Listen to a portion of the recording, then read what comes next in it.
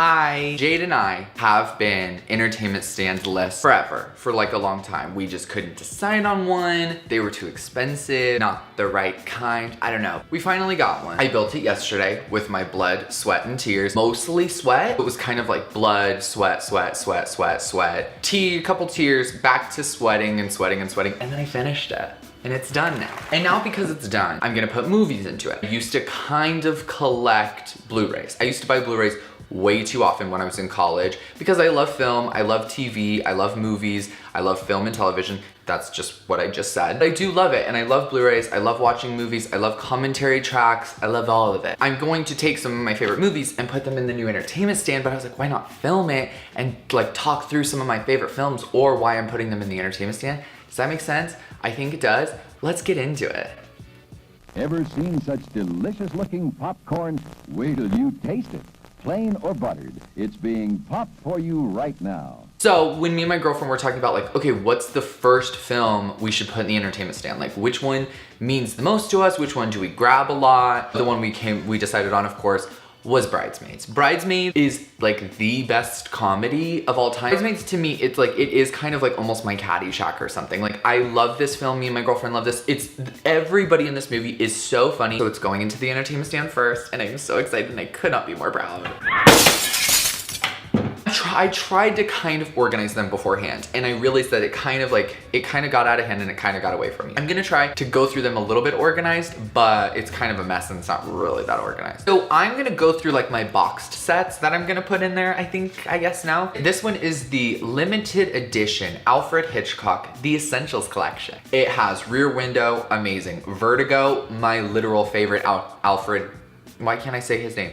My favorite Alfred Hitchcock movie is Vertigo.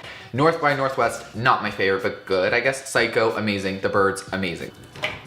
The next one is like these are basic, guys. They're gonna get better and more interesting. Keep watching, okay? Because these are basic so far. But this is Star Wars: The Complete Saga, not so complete anymore. They're classics, okay? It's the first 6 movies, like 3 of which are like, you know. I mean, this is kind of a staple to have in your home.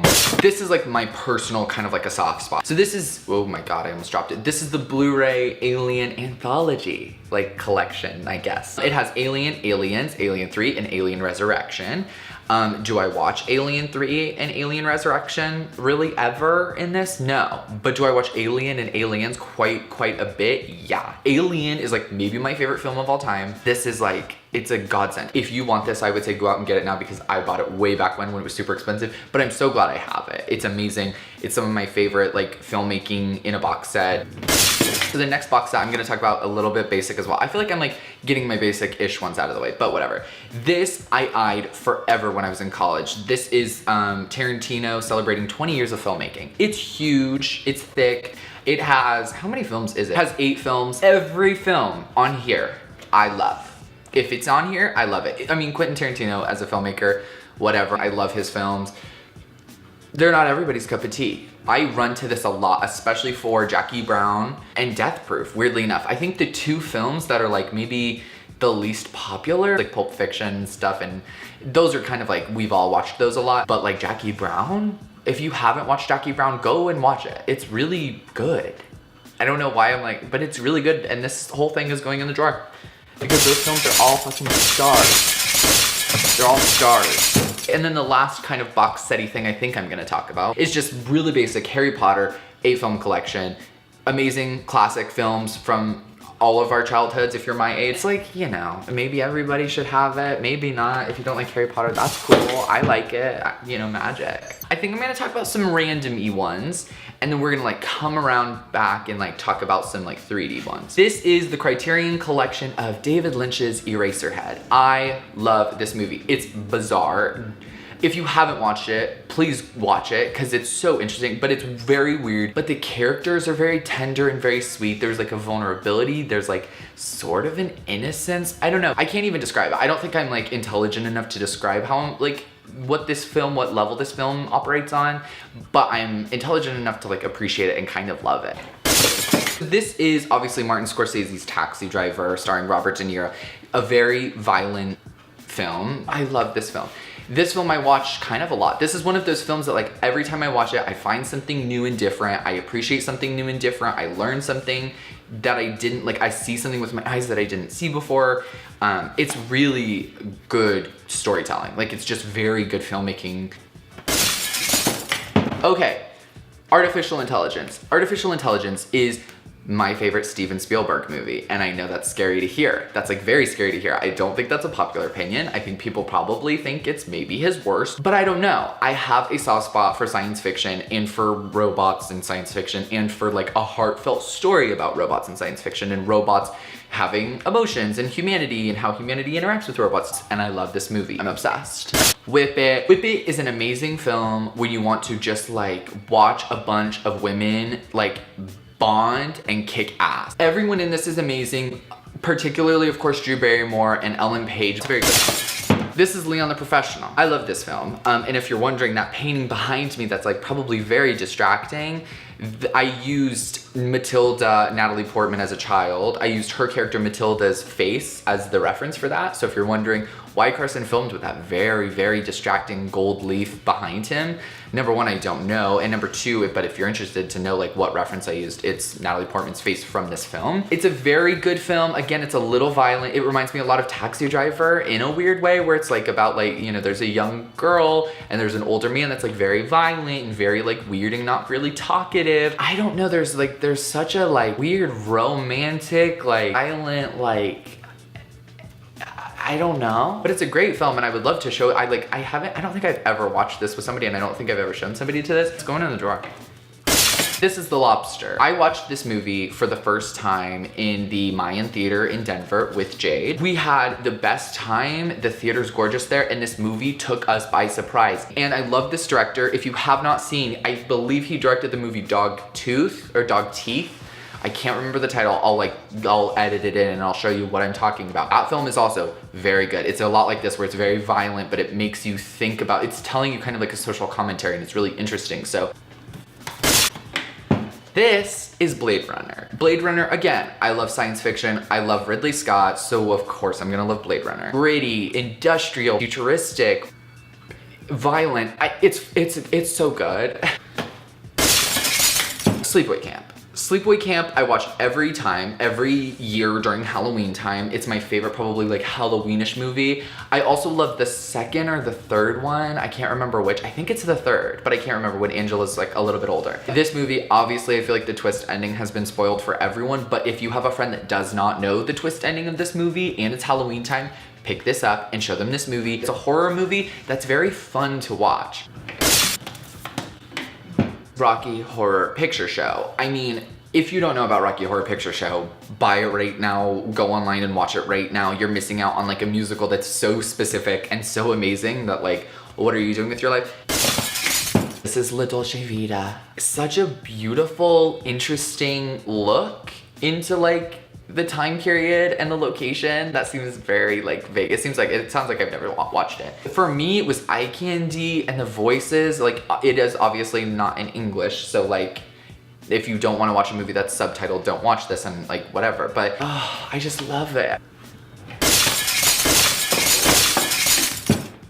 Okay, these three I'm just gonna like throw in all together. So this is Rushmore on Criterion Collection, Moonrise Kingdom, and The Grand Budapest Hotel. Obviously, I think everybody loves Wes Anderson, or at least everybody knows of Wes Anderson at this point. I'm just lumping all of Wes Anderson's movies that I have together. I think I have The Life Aquatic still that is not with here. The Royal Tenenbaums that I can't find right now. You gotta love some Wes Anderson. Okay, everybody does. So it's going in the drawer for like when people come over and they're like, well, let's watch a Wes Anderson movie. If you're curious, I watch my Blu-rays on my Xbox One. I know, I'm kind of a basic bitch. I don't have an Xbox One S, or I don't have an Xbox One X, and I don't have a PS4, and I don't have, you know, whatever. I have an Xbox. I'm a basic little bitch. I like it because I can watch DVDs, Blu-rays, and 3D Blu-rays. I have a 3D TV. I bought it when they were kind of like bigger. It's the one behind me. I bought that years and years ago when it was like kind of a gonna be like a bigger deal, I think. And then 4K came out and like curved displays came out, so like 3D TVs kind of are not really that in anymore. The few films I do have on 3D, I think I have for a very specific reason, and I really kind of love them. I'm gonna talk about a couple of them. This one's pretty worn up and pretty beat up, but this is The Great Gatsby. This movie is amazing. It's like Baz Luhrmann's theatricality, but mixed with the time period. Pure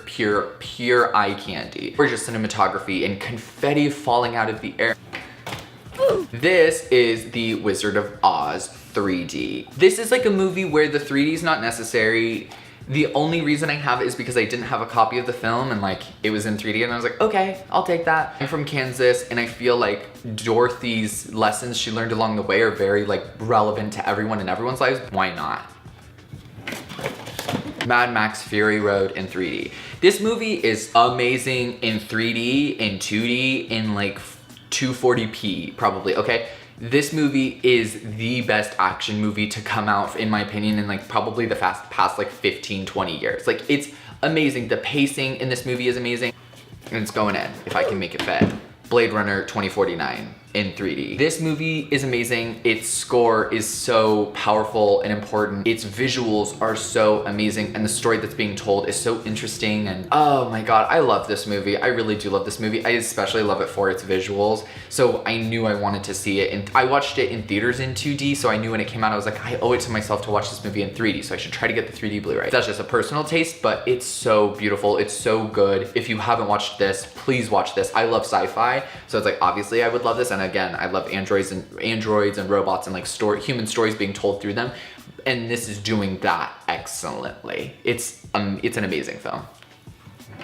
This is 40. This is like, as it says, this is the sort of sequel to Knocked Up, but like, don't think about that. It's just simple, like rom-com-y good. You know what I mean? Oh, going from This Is 40 to Stanley Kubrick's A Clockwork Orange, it's a little intense. I love Stanley Kubrick. He's obviously amazing, a visionary, and this is probably my favorite film that he's ever done. This movie is so interesting. I think it's a time period that I just absolutely love, told through like the strangest world and story that you can imagine, that like, it's just perfection. I think we're officially ready to start talking about some of my favorites. Now, I'm gonna say, these are not all like excellent films. They're just weird personal favorites, and I have to put them in my entertainment stand because I owe that to myself. Number one, it's my favorite musical of all time, and that is Little Shop of Horrors. The music in it is amazing. I love the music. I love the story. It's got the best balance of comedy, violence, theatricality, love, heartbreak, poverty. It's telling a lot of different stories, and there's so much going on behind the scenes, but then it's anchored by really good characters, I guess. And that's why I think I love it, and it's just a classic for me. This is Prometheus. I'm a Prometheus person. I love Alien and then I love Prometheus, but I honestly might love Prometheus more than Alien depending on the day. I absolutely love this movie. And then my camera battery started flashing at me, and I had to rush through all my favorites. These have been childhood favorites of mine probably since childhood. And they're important to me, so I wish I didn't have to rush through them, and technology is at fault for that. Thank you. Good night. This is Clueless on DVD. I watch this so many times every year. I love Clueless, I'll die loving Clueless. This is The Out of Towners, my favorite Steve Martin and Goldie Hawn movie of all time. It's truly, truly, truly iconic. This is Ghost World, Criterion Collection, just came out on Blu-ray. I've loved this movie forever, since I first saw it when I was a freshman in high school, I think. It's a very, idiosyncratic movie. I love it, love it, love it. Miss Congeniality 1 and 2, I only like 1. Number 2 is like iffy. Amazing, classic. Miss Congeniality, watch it. And then finally, Mrs. Doubtfire. I have a very specific place in my heart for Mrs. Doubtfire. I love this film. I love Robin Williams in this film. It's such a good, funny film. I was obsessed with this as a kid. I would go to the library and you could rent VHSs there. I would obsessively want to rent Mrs. Doubtfire every time. I just love this movie. It's so funny. It warms my heart. I watch it all the time, and it's just a favorite of mine. So, there you have it. Those were some of my favorite movies that I'm putting in my entertainment center for when friends come over or when I want to show somebody like a good piece of film. I'm glad you watched it and went on this journey with me. You know, you should like my video if you liked it. You should subscribe. If you have a movie recommendation, like leave it in the comments or tweet me or something, like tell me what movies I should be watching based on what I showed. Thank you guys for watching. Please tell me if you like my entertainment center. There it is. I had to rush through my favorites and the battery's not even gonna like die yet. We out of here. And now, on with the show.